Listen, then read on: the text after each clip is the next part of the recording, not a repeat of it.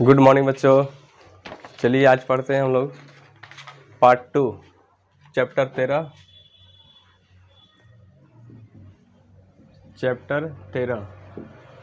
जिसका नाम है पृष्ठीय क्षेत्रफल एवं आयतन।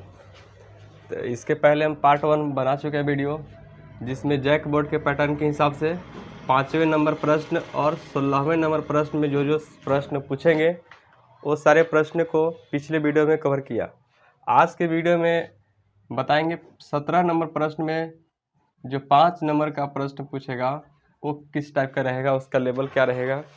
ठीक है, तो सभी लोग पढ़ने के लिए तैयार हो जाइए। तो स्टार्ट करते हैं सबसे पहले प्रश्न से। पहला प्रश्न ये कहता है कि एक ठोस एक अर्धगोले पर खड़ा है। एक ठोस है जो कि एक अर्धगोला पर खड़ा है, एक शंकु के आकार का है। तो एक अर्धगोला पर खड़ा एक शंकु है। देखिए यहाँ पर एक क्या है, अर्धगोला है और इसके ऊपर में एक शंकु खड़ा है ऐसे। ठीक है, इसके बाद यहाँ पर लिखेंगे दिया है। एग्ज़ाम में ये सारे पॉइंट आपको नंबर के लिए अच्छा रहता है। लिखेंगे दिया है जिनकी त्रिज्याएं जो है 1 सेंटीमीटर है। तो ये जब इस पर खड़ा है तो ये जो त्रिज्या है, जो शंकु का त्रिज्या होगा वही इसका अर्धगोले का त्रिज्या होगा, और दोनों का त्रिज्या कितना है, 1 सेंटीमीटर है। लिखेंगे शंकु की त्रिज्या, शंकु का त्रिज्या बराबर अर्धगोले का त्रिज्या, दोनों क्या है, 1 सेंटीमीटर है। फिर बोल रहा है कि शंकु की ऊंचाई उसकी त्रिज्या के बराबर है। शंकु का ऊंचाई जो है, ये शंकु का ऊंचाई इसको बोलेंगे ये त्रिज्या के बराबर है। मतलब यहाँ शंकु की ऊंचाई भी लिख देंगे, जितना त्रिज्या है उतना ही, मतलब 1 सेंटीमीटर। तो पूछता है कि इस ठोस का आयतन कितना होगा पाई के पदों में। तो इस ठोस में देखिएगा आयतन निकालना है, तो इस ठोस में जितना भी आकृति दिखता है सबका आयतन का हम जोड़ देते हैं। और शंकु का आयतन निकालेंगे और अर्धगोले का आयतन, दोनों को जोड़ देंगे और पाई के रूप में आंसर लाएंगे। तो लिखेंगे ठोस का आयतन। ठोस का आयतन के लिए क्या लिखना होगा, शंकु का आयतन, शंकु का आयतन प्लस अर्धगोले का आयतन,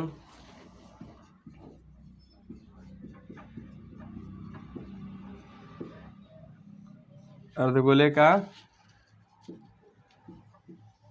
आयतन।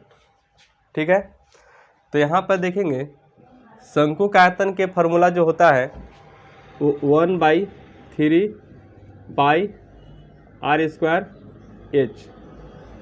ठीक है, आप चाहे तो इसको स्मॉल लेटर में लिख सकते हैं। तो यहाँ देखेंगे शंकु का आयतन होता है 1/3 पाई r² प्लस अर्धगोले का आयतन होता है 2/3 पाई r³। इसके बाद देखिएगा r का वैल्यू और h का वैल्यू, दोनों का वैल्यू क्या है, 1 है। तो सिर्फ क्या रखना है, पाई जैसे था वैसे रखना है। 1/3 पाई, r का स्क्वायर मतलब 1 का स्क्वायर, h का वैल्यू 1 प्लस 2/3 पाई, r का वैल्यू 1 का क्यूब। यहाँ पर देखिएगा इसका वैल्यू 1 हो गया, बचेगा पाई/3 प्लस यहाँ पर 2π/3, इसका भी वैल्यू 1 हो गया, तो 2π/3। यहाँ से 3 कैल्शियम 3 हो जाएगा, पाई बचेगा, यहाँ पर 2π, 2 और 1 कितना हो जाएगा, 3π।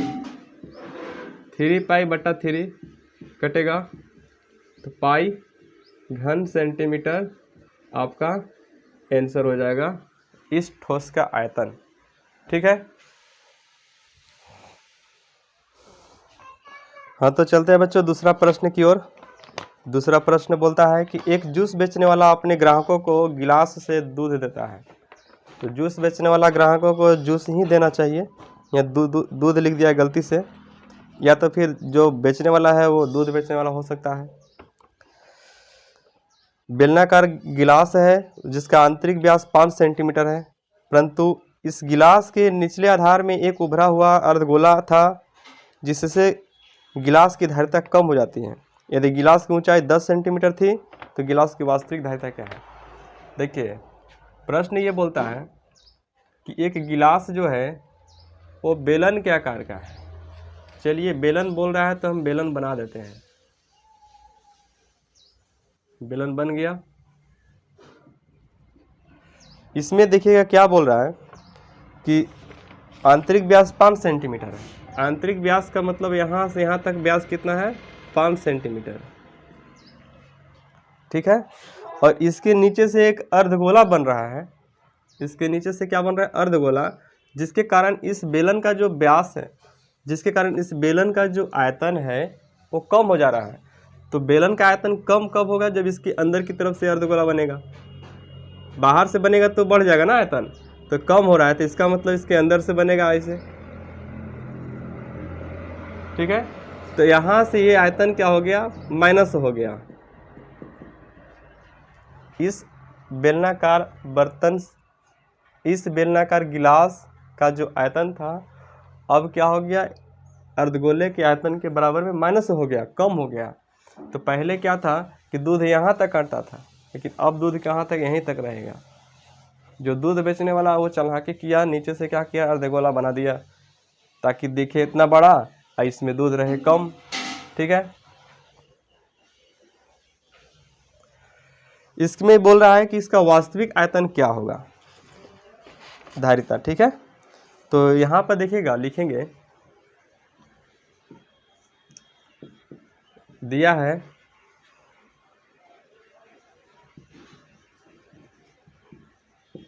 बेलनाकार गिलास की ऊंचाई h का वैल्यू दिया हुआ है, ये आपको 10 सेंटीमीटर दिया है। फिर इसमें व्यास दिया है,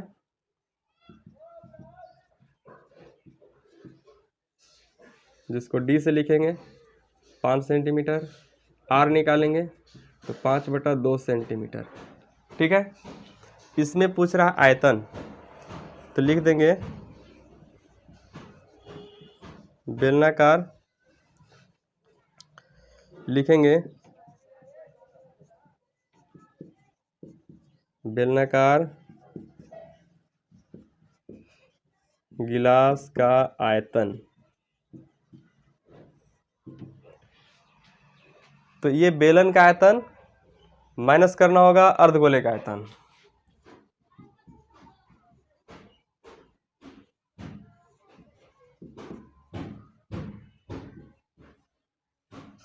माइनस अर्धगोले का आयतन।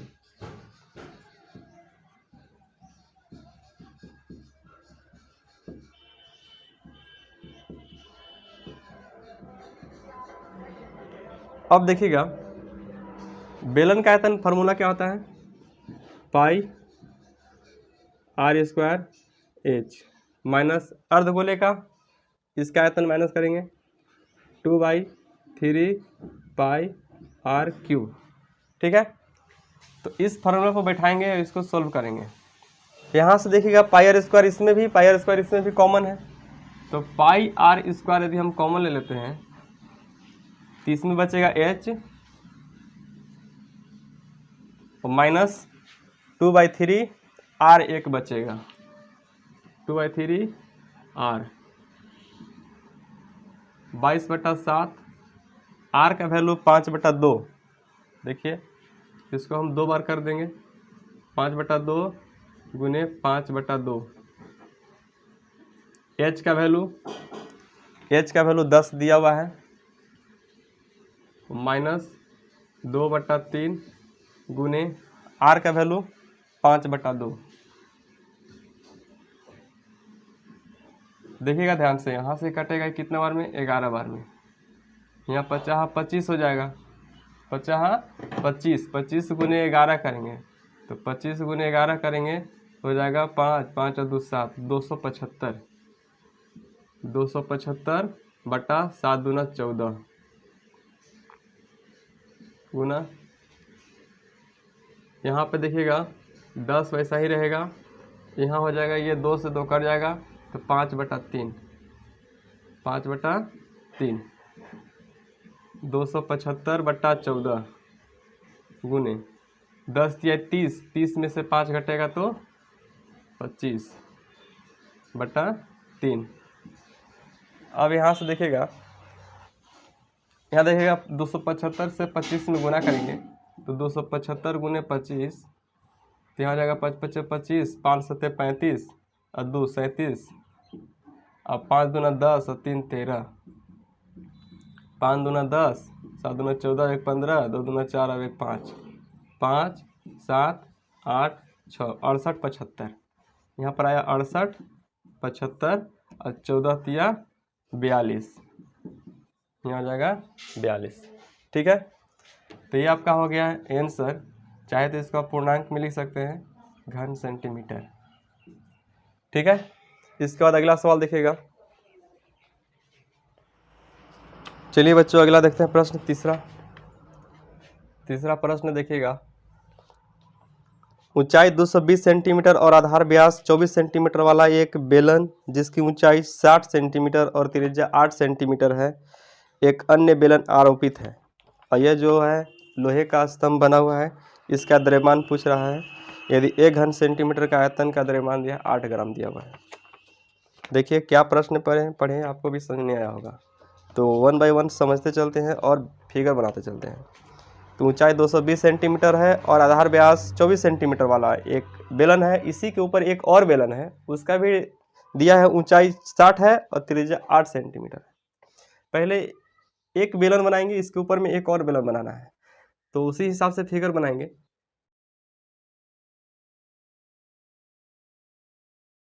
तो यहाँ से इस टाइप से एक बेलन बन गया,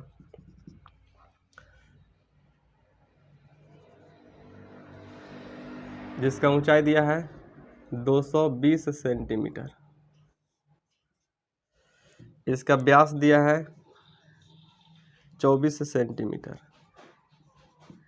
ठीक है, इसके ऊपर एक और बेलन बनेगा जिसका ऊंचाई दिया है 60 सेंटीमीटर, तो 60 मतलब इससे बहुत कम रहेगा मान लीजिए, और इसका व्यास कितना है 8 सेंटीमीटर, त्रिज्या है तो 8 दूना 16 हो जाएगा व्यास, तो इससे कम रहेगा, 16 जो है व्यास इससे क्या रहेगा, कम रहेगा। मान लीजिए कि यहाँ पर है इस टाइप से,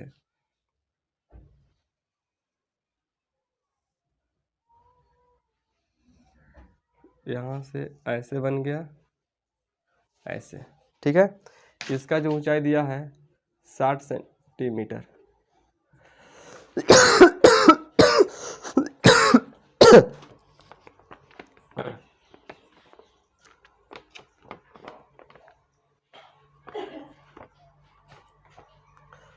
इसका त्रिज्या दिया है 8 सेंटीमीटर। ठीक है, तो यहाँ पर लिखते हैं, एक काम करते हैं, इसको हम मान लेते हैं बड़ा बेलन, इसको मान लेते हैं छोटा बेलन, इसके हिसाब से डाटा लिखेंगे। तो लिखेंगे दिया है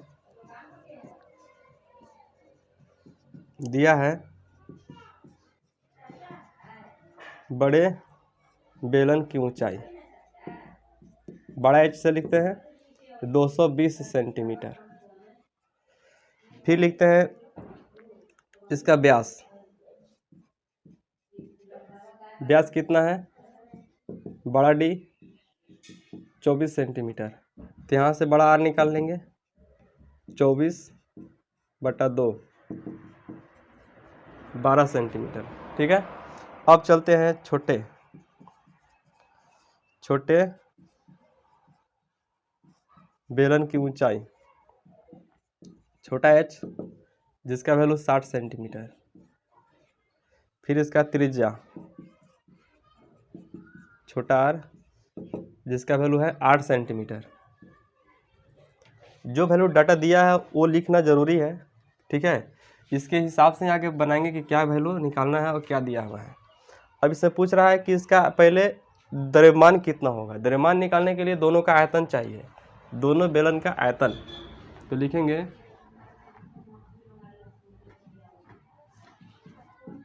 बेलन का आयतन।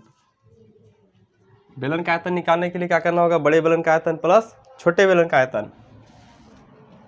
लिखेंगे बड़े बेलन का आयतन प्लस छोटे बेलन का आयतन।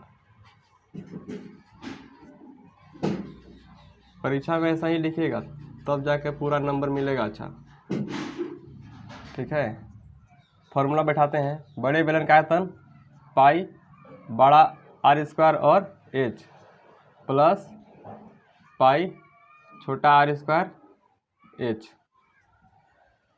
यहाँ से देखिएगा बैठाएंगे वैल्यू, पाई पाई दोनों में कॉमन है, पाई निकाल दीजिए बाहर, R square H plus R square H 22/7 लिख देंगे। यहाँ से वैल्यू देखिएगा, बड़ा आर का वैल्यू कितना है, बड़ा आर का वैल्यू है आपका 12। तो यहाँ क्या करेंगे 12 गुने 12। बड़ा एच का वैल्यू कितना है 220 प्लस करेंगे छोटा आर का वैल्यू 8 गुने 8 गुने एच का वैल्यू छोटा एच 60, यहाँ लिख देंगे 60। ठीक है, इसके आगे की कहानी देखिएगा। एक चीज़ ध्यान से समझिएगा, यहाँ से देखिएगा अगर हम 0 है, एक 0 इसमें भी है तो यदि यहाँ से 10 कॉमन ले लेते हैं ये पूरा में, तो 10 इसमें भी मिल जाएगा कॉमन और 10 इसमें भी मिल जाएगा। और देखिए 6 इसमें भी कॉमन है, 6 इसमें भी कॉमन है। तो यदि हम 60 कॉमन ले लेते हैं तो 60 से पूरा भी लग जाएगा, इस पर भी लग जाएगा। तो कम करने के लिए आप ऐसे कर सकते हैं 22/7, और यहाँ पे क्या कर दिए 60 बाहर ले लेंगे। तो 60 लेंगे तो एक 0 यहाँ से निकल गया और 6 दूना के बाद यहाँ 2 निकलेगा, तो 2 गुने 12 गुने 22 प्लस यहाँ से 60 निकल गया तो क्या बचेगा 8 गुने 8। कोई ज़रूरी नहीं है आपको 60 लेना, आप डायरेक्ट इसको गुना कर दीजिए, इसको गुना करके दोनों को जोड़ सकते हैं। ठीक है, इसके बाद देखिए गुना करेंगे 0 6 दूना 12, 6 दूना 12 अब 1 13/7 गुने, अब क्या करेंगे यहाँ पर 12 दूना 24, 24 गुने 22 करेंगे, 24 दूना 48 और फिर 48, 8 8 4 12, 4 अब 1 5, 528 प्लस 8 8 64, 1320/7 गुने 8 4 12, 8 4 12, 6 2 8 और 1 9, और यहाँ पर हो गया 5, 592। अब इसको से इसमें गुना कर देंगे तो आपको मिलेगा 78140। इसके बाद नीचे कितना रहेगा 7, फिर इस 7 से इसमें डिवाइड करेंगे तो आपको मिलेगा कितना 11163.4.28। ठीक है, डिवाइड कर लीजिएगा।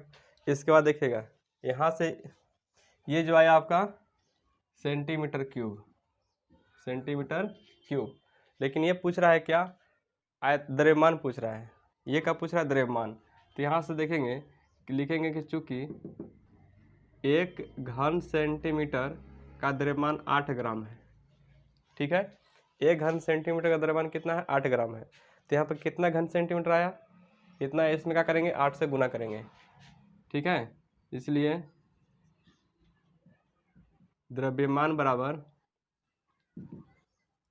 11163.4.28 गुने 8 ग्राम। जब इसको हम मल्टीप्लाई करेंगे तो यहाँ से क्या मिलेगा 89307.4 0.24, ठीक है। इतना ग्राम आपको मिलेगा। इसको हम क्या करेंगे कि केजी में बदल देंगे, या तो इतना वो छोड़ सकते हैं, कोई दिक्कत नहीं है। तो यहाँ से इस दशमलव को 3 अंक की तरह घसकाएंगे, क्योंकि 1000 से डिवाइड करना होगा।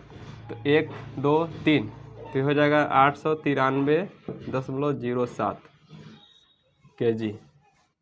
इतना लोहा लगेगा इस स्तंभ को बनाने में, ठीक है। इसके बाद देखते हैं अगला प्रश्न। चलिए बच्चों, अगला प्रश्न देखते हैं, चौथा क्या कह रहा है। चौथा प्रश्न ये कहता है कि एक ठोस में ऊंचाई 120 सेंटीमीटर और त्रिज्या 60 सेंटीमीटर वाला एक शंकु सम्मिलित है। शंकु सम्मिलित का मतलब है कि एक और उसमें कोई आकृति है जिसमें अर्धगोला पर आरोपित है। देखिए, ये शंकु है, ये किस पर आरोपित है? तो अर्धगोला पर। ऐसे अर्धगोला इसको बना देंगे, ठीक है। इसका ऊंचाई दिया है 120 सेंटीमीटर, इसका ऊंचाई कितना दिया है? 120 सेंटीमीटर। ये हो गया 120, और त्रिज्या है 60। त्रिज्या कितना है? 60 सेंटीमीटर। इसको क्या किया गया है कि 60 सेंटीमीटर और ऊंचाई 180 सेंटीमीटर बेलन में से डुबा दिया गया है। यहाँ से इसको हम क्या करेंगे, एक बेलन बना देंगे ऐसे, जो कि ऊंचाई कितना होना चाहिए? ऊंचाई होना चाहिए आपका 180, ऊंचाई 180। तो देखिएगा ध्यान से, ये 60 है और ये 120 है और ये 60 है। तो 120 और 60 कितना हो जाएगा? 180। तो यहाँ से आपका ये हो जाएगा 180, जो कि इसका तल्ली को पकड़ लेगा, ठीक है। इसके तल्ली को क्या कर लेगा? पकड़ेगा। और इसका जो लास्ट भाग है ये ऐसे रहेगा, जो कि इसकी ऊंचाई के बराबर रहेगा, ठीक है। तो इसको इसमें डुबाया गया है। और ये जो है बेलन जो है पानी से भरा हुआ है, ये बेलन है, ठीक है। और ये शंकु है, और ये क्या है? अर्धगोला है, ठीक है। तो ये पानी से भरा हुआ है और इस ठोस को इसमें डुबा दिया गया है। तो डुबाने के बाद इसमें बाकी पानी कितना बचेगा वो पूछ रहा है, ठीक है। तो देखिएगा यहाँ पर लिखेंगे, दिया हुआ है, दिया है शंकु की ऊंचाई, शंकु की ऊंचाई h बराबर कितना हो जाएगा? 120 सेंटीमीटर, 120 सेंटीमीटर। और इसका त्रिज्या कितना हो जाएगा? त्रिज्या r हो जाएगा 60 सेंटीमीटर। अब अर्धगोले का भी त्रिज्या उतना ही है, अब बेलन का भी उतना ही है। तो लिखेंगे डायरेक्ट, बेलन का त्रिज्या बराबर अर्धगोले का त्रिज्या। सबका त्रिज्या कितना है? 60 सेंटीमीटर है, ठीक है। अब इसके बाद देखिएगा, पूछ रहा है, यहाँ पर दिया है बेलन की ऊंचाई, बेलन की ऊंचाई बड़ा h मान लेते हैं 180 सेंटीमीटर। यहाँ से यहाँ तक कितना है? 180 सेंटीमीटर है। पूछ रहा है शेष पानी का आयतन, शेष पानी का आयतन पूछ रहा है, ठीक है। प्रश्न को ध्यान से समझिएगा फिर से। ये जो शंकु है और अर्धगोला पर आरोपित है, ये जो ठोस बेलन है ये बाहर है, अभी फ़िलहाल बाहर है। इस बेलनाकार बर्तन जो है इसमें पानी भरा हुआ है। अब क्या किए, इसको हम उठा करके इसमें हम डाल दिए। जैसे ही डालेंगे तो इसमें से पानी निकल जाएगा बाहर। तो बाकी इसमें पानी जो बचेगा वो कितना बचेगा ये पूछ रहा है। तो देखिएगा ध्यान से, इसका जितना आयतन है उसके आयतन के बराबर पानी बाहर आ जाएगा। तो ये पूरे बेलन के आयतन में से इस आकृति का आयतन को क्या करना होगा? माइनस करना होगा। बाकी शेष पानी का आयतन निकल जाएगा। तो लिखेंगे शेष पानी का आयतन बराबर, बेलन का आयतन पहले निकाल लेते हैं, इसमें पानी कितना था। तो लिखेंगे बेलन का आयतन और माइनस करना होगा इस ठोस का आयतन। तो इस ठोस में क्या क्या शामिल है, तो शंकु है और अर्धगोला है। तो लिख देंगे अर्धगोले प्लस बेलन, सॉरी अर्धगोले प्लस शंकु, शंकु का आयतन। ठीक है, कोई दिक्कत? बेलन का आयतन पूरा निकाल लेंगे। उसके बाद इस ठोस में दो चीज़ है, एक शंकु है एक अर्धगोला है, दोनों का आयतन निकाल के इसको माइनस करेंगे। तो बेलन का आयतन होगा पाई आर स्क्वायर, बड़ा एच लिए हैं क्योंकि ये बड़ा यहाँ से यहाँ तक पूरा एच ले लिए हैं, माइनस करना होगा। अर्धगोले का आयतन कितना होता है, तो 2/3 पाई आर क्यू प्लस शंकु का आयतन तो 1/3 पाई आर स्क्वायर एच। ठीक है, इसमें देखिएगा पाई आर स्क्वायर, इसमें भी आर छोटा है इसमें भी आर छोटा है, तो पाई आर स्क्वायर सब में कॉमन दिख रहा है, तो पाई आर स्क्वायर कॉमन ले लेंगे तो इसमें बचेगा एच माइनस इसमें बचेगा 2/3, एक आर बचेगा और माइनस प्लस माइनस हो जाएगा, यहाँ बचेगा 1/3 और एच बचेगा। ठीक है, अब वैल्यू पुट कीजिए। पाई का वैल्यू 22/7, आर का वैल्यू 60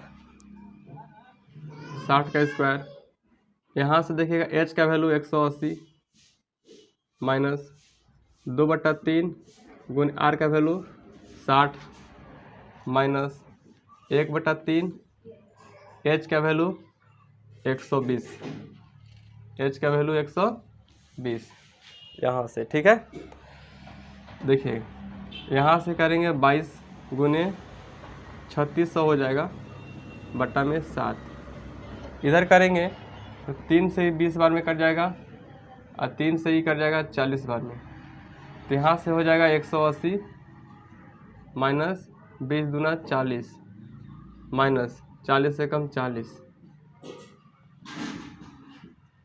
22 गुने 3600 बट्टा 7, इसको करेंगे तो 180 40 40 80। ठीक है, इसको से इसमें गुना कर देंगे तो 36 गुने 22 करेंगे तो 36 दूना 72 होता है, एक बार 72 लिख देंगे ऐसे, तो 2 7 और 2 9 7 792 पर 2 0 बट्टा 7 और गुना कितना है माइनस करेंगे तो 100। ठीक है, इसको से इसमें मल्टीप्लाई करेंगे तो हो जाएगा 792 पर 4 0 और बटा में 7, इतना घन सेंटीमीटर आयतन हो जाएगा, जो कि शेष पानी का आयतन बताएगा। ठीक है, चलिए इसके बाद देखते हैं अगला प्रश्न। अगला प्रश्न देखेंगे बच्चों 5वां। देखिए क्या कह रहा है, एक गोलाकार कांच के बर्तन की एक बेलनाकार की गर्दन है। एक गोलाकार कांच के बर्तन है लेकिन उसका आकार जो है गर्दन जो है बेलन के आकार का है, जिसकी लंबाई 8 सेंटीमीटर है, व्यास 2 सेंटीमीटर है, जबकि गोलाकार भाग का व्यास 8.5 सेंटीमीटर है। इसमें भरे जा सकने वाले पानी की मात्रा माप कर एक बच्चा ने यह ज्ञात किया कि इस बर्तन का आयतन 345 घन सेंटीमीटर है। तो बच्चे का उत्तर सही है या गलत? एक गोलाकार ऐसे बना लिए और इस पे क्या है कि एक बेलनाकार गर्दन है, इसके बेलनाकार गर्दन है, सुराही देखे होंगे आप लोग, सुराही की बात कर रहा है। ठीक है, ऐसे इसका लंबाई 8 सेंटीमीटर है, इसका जो ये लंबाई है 8 सेंटीमीटर है और व्यास 2 सेंटीमीटर है। ये जो व्यास है ये 2 सेंटीमीटर है, जबकि गोलाकार भाग का व्यास 8.5 सेंटीमीटर है। इसका जो व्यास है यहाँ से यहाँ तक 8.5 सेंटीमीटर है। इसमें पानी कितना भरेगा उसका एक बच्चा ने निकाला है 345 घन सेंटीमीटर। लिख देंगे बच्चे का उत्तर कितना है 345 सेंटीमीटर क्यूब। ठीक है, तो ये आपको जांच करना है कि क्या उस उत्तर जो है सही है या गलत है। तो हम अपनी तरफ से आंसर लाएंगे, इसको देखेंगे। सबसे पहले लिखा हुआ है, दिया है जो बेलनाकार भाग है, बेलनाकार भाग की ऊंचाई h 8 सेंटीमीटर। इसका त्रिज्या कितना हो जाएगा? त्रिज्या हो जाएगा 2/2। व्यास का आधा हो जाएगा 1 सेंटीमीटर। अब ये जो बेलन है, ये जो गोला है, गोले की त्रिज्या को बड़ा R से लिख देते हैं, जिसका 8.5 का हाफ करेंगे तो हो जाएगा कितना? इसको भागा लगाएंगे, पॉइंट हटाएंगे तो कितना दिया है? 8.5/2 कर देंगे, पॉइंट हटाएंगे तो 0 हो जाएगा। 85/20, 5 से काट दिए 17 बार में, 5 से काटेंगे 4 बार में, 17/4 सेंटीमीटर। ठीक है। इसके बाद देखिएगा क्या करना है, इसमें कितना पानी हटेगा उसका पूछ रहा है। तो पानी कितना हटेगा उसके लिए गोले का आयतन निकालना होगा और बेलन का आयतन लिखेंगे। बर्तन का आयतन, इस बर्तन में दो भाग है, एक है गोले का पार्ट्स और एक है बेलन का। तो लिख देंगे गोले का आयतन प्लस बेलन का आयतन,